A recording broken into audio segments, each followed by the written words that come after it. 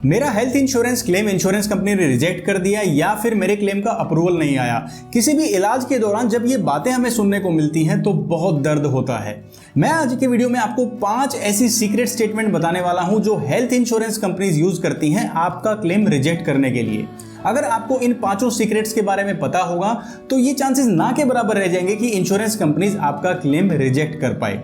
आइए वीडियो को शुरू करते हैं बिना टाइम वेस्ट किए। दोस्तों, पहली सीक्रेट स्टेटमेंट है कि आपका वेटिंग पीरियड अभी खत्म नहीं हुआ है। हर हेल्थ इंश्योरेंस कंपनी अलग अलग पॉलिसीज में अलग अलग इलाज के लिए एक वेटिंग पीरियड फिक्स करती हैं। जैसे किसी भी बुखार या इन्फेक्शन के लिए 30 दिन का वेटिंग पीरियड है, किसी भी स्पेसिफिक डिजीज के लिए 1 से 2 साल का वेटिंग पीरियड है, और अगर कोई प्री एग्जिस्टिंग डिजीज है यानी पॉलिसी लेते टाइम आपको कोई दिक्कत है तो उसके लिए 3 से 4 साल का वेटिंग पीरियड है। जब तक ये वेटिंग पीरियड खत्म नहीं हो जाता तब तक वो इलाज इंश्योरेंस कंपनीज कवर नहीं करती हैं। ऐसा इसलिए है कि अगर वेटिंग पीरियड नहीं होगा तो बीमारी होने के बाद ही लोग हेल्थ इंश्योरेंस खरीदेंगे और वो इंश्योरेंस के तहत कवरेज का सही तरीका नहीं है।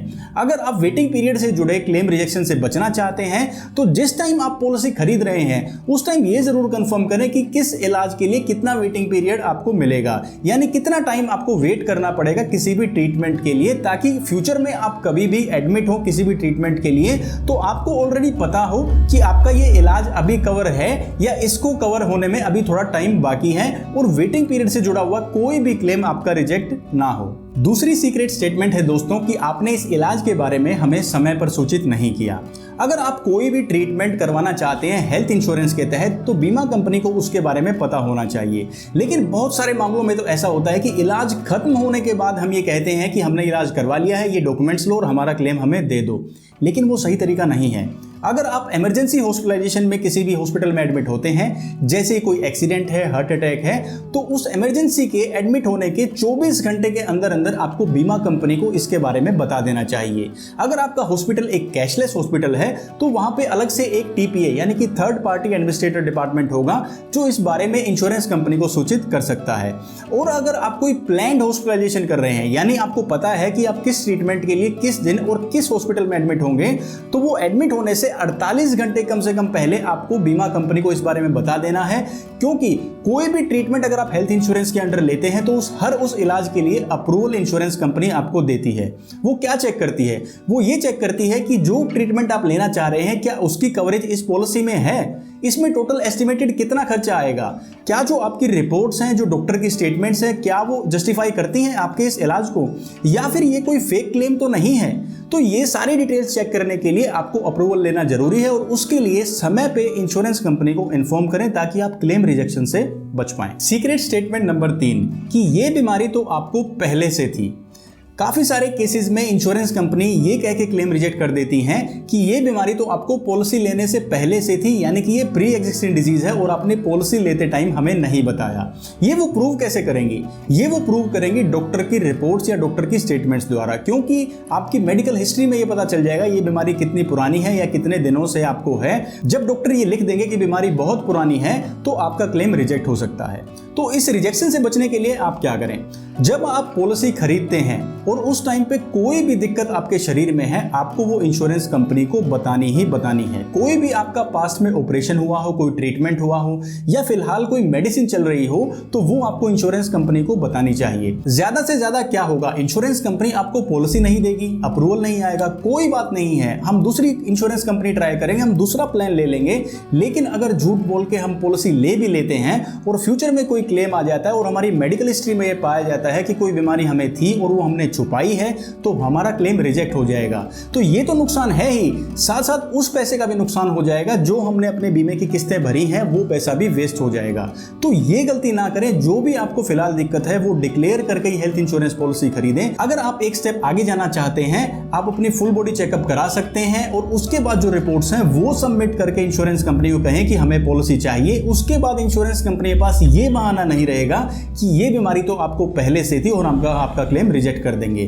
तो ये अच्छा तरीका है कि आप स्पष्ट रहिए, साफ बातें बताइए, तब ज्यादा चांसेस होंगे कि आपका क्लेम अप्रूव हो जाए और आपका जो मेहनत से कमाया हुआ पैसा जो आपने हेल्थ इंश्योरेंस की किस्तों में भरा है वो भी वेस्ट नहीं होगा। सीक्रेट स्टेटमेंट नंबर 4 कि इस इलाज के लिए तो आपको एडमिट होने की जरूरत ही नहीं थी।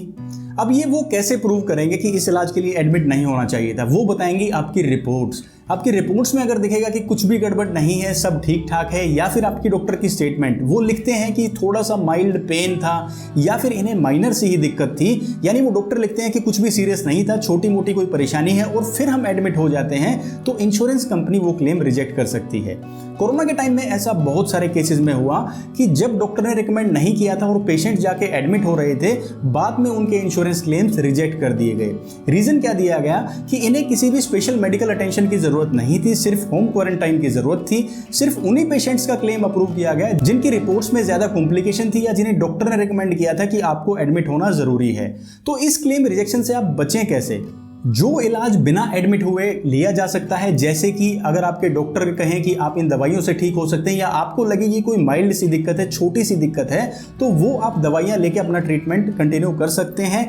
जब तक आपको डॉक्टर रिकमेंड ना करे या आपकी रिपोर्ट्स में कोई चीज डायग्नोज ना हो जिसका इलाज करवाना जरूरी है, तब तक आप एडमिट ना हो, क्योंकि इंश्योरेंस कंपनीज क्लेम रिजेक्ट कर सकती हैं। रीजन यही देंगी।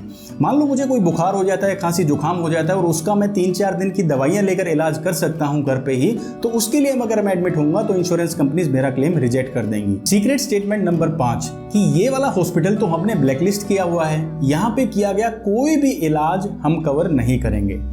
काफी सारे ऐसे हॉस्पिटल्स हैं और जो डॉक्टर्स हैं जिन्हें इंश्योरेंस कंपनी अपनी एक्सक्लूडेड लिस्ट में डाल देती है, यानी उन हॉस्पिटल्स और डॉक्टर्स की जो ट्रीटमेंट की प्रोसेस है, डॉक्यूमेंटेशन की प्रोसेस है, या फिर क्लेम फाइलिंग की प्रोसेस में काफी सारी दिक्कतें पाई जाती हैं। पिछले कुछ टाइम में बहुत ज्यादा अनियमितताएं उनकी क्लेम प्रोसेस में इंश्योरेंस कंपनी को दिखी हों, या उन्हें लगता हो कि यहाँ पे कुछ गलत काम चल रहा है, तो उसे इंश्योरेंस कंपनी एक्सक्लूडेड हॉस्पिटल्स और डॉक्टर्स की लिस्ट में डाल देती है, और इनमें करवाया गया कोई भी इलाज अगर आप लेते हैं तो उसका क्लेम इंश्योरेंस कंपनी आपको नहीं देगी। तो आपको कैसे पता चलेगा कि आपका जो हॉस्पिटल है जहां पे आप इलाज करवाना चाह रहे हैं वो एक्सक्लूडेड वाली लिस्ट में है या नहीं है? इसके लिए आपको एक काम करना है, या तो आप टोल फ्री नंबर पे कॉल कर सकते हैं और आप पूछ सकते हैं कि ये हॉस्पिटल कैशलेस वाली लिस्ट में है या एक्सक्लूडेड वाली लिस्ट में है, या ये किस कैटेगरी में आता है। दूसरा, आप अपने इंश्योरेंस कंसल्टेंट को भी कॉल कर सकते हैं, उनसे आप कंफर्म कर सकते हैं। और तीसरा, आप डायरेक्टली कंपनी की वेबसाइट पे जाके भी एक्सक्लूडेड हॉस्पिटल्स की लिस्ट चेक कर सकते हैं। सैंपल के लिए एक वीडियो में ऊपर आई बटन पे आप लिंक क्लिक करके देख सकते हैं, मैं आपके लिए दे रहा हूं। यहां पे हमने बताया है कैसे आप एक इंश्योरेंस कंपनी के कैशलेस और ब्लैकलिस्टेड हॉस्पिटल्स को चेक कर सकते हैं। तो दोस्तों, अगर आपने इन 5 पॉइंट्स को अच्छे से समझ लिया है, सुन लिया है, तो अब चांसेस हैं कि कोई भी हेल्थ इंश्योरेंस कंपनी आपका क्लेम रिजेक्ट नहीं कर पाएगी। ज्यादातर मामले इन 5 ही रीजंस में कवर हो जाते हैं। और अगर मान लो इंश्योरेंस कंपनी ने आपका 1% मान लो कि आपका क्लेम रिजेक्ट कर भी दिया, तो आप उन्हें क्रॉस क्वेश्चन कर सकते हैं, आप उनको चैलेंज कर सकते हैं कि आपने ये क्लेम रिजेक्ट कैसे किया, क्योंकि अब आपको नॉलेज है। इंश्योरेंस इंपैक्ट चैनल के माध्यम से मेरी यही कोशिश है कि कोई भी वैलिड क्लेम्स, जो सही क्लेम है, वो रिजेक्ट नहीं होना चाहिए। और वो कैसे होगा? जब आप जागरूक होंगे हेल्थ इंश्योरेंस के बारे में या किसी भी इंश्योरेंस के बारे में आपको नॉलेज होगी। तो दोस्तों, अगर वीडियो में दी गई जानकारी अगर आपको पसंद आई हो, आपको अच्छी लगी हो, तो तुरंत वीडियो को लाइक कीजिए और चैनल को सब्सक्राइब करना ना भूलें। मैं हरविंदर सिंह आपके लिए ऐसे इंटरेस्टिंग और इन्फॉर्मेशनल वीडियोस हमेशा लाता रहूंगा, ये मेरा वादा है आपसे। अब दीजिए मुझे इजाजत, मैं आपसे मिलूंगा नेक्स्ट वीडियो में। तब तक के लिए अपना ख्याल रखिए, खुश रहिए और स्वस्थ रहिए। जय हिंद।